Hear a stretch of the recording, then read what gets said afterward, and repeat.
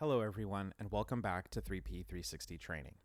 In today's video, we will be showing you how to view and understand your shipment status window. Let's get started. After logging into your 3P360 account, you will land on your products page. From here, in the options to your left, you will select Shipment. This will take you to your shipments window.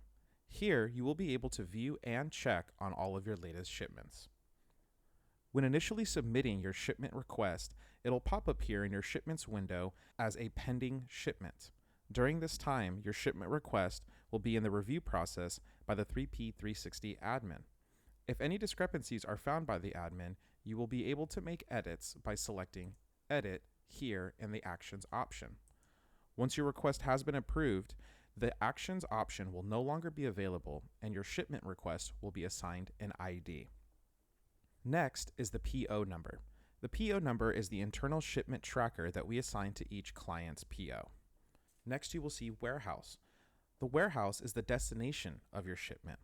Please take note that if your shipment destination is labeled as FBA transfer, that means that it will also arrive at our Corona, California warehouse, but will then be sent to FBA after it has been received.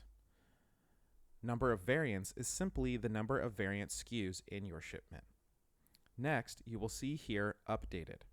This is the latest date that your shipment status has been updated. Moving on to milestone. Here is where you will be able to check the internal status of your shipment during the receiving process. Checking your milestone is a great place to see if your shipment was successfully received or if whether there was any sort of issue in the receiving process. Lastly, under status, you will be able to see if your shipment request has been approved or denied by the 3P360 admin. Thank you for watching. We hope that this helps. See you next time.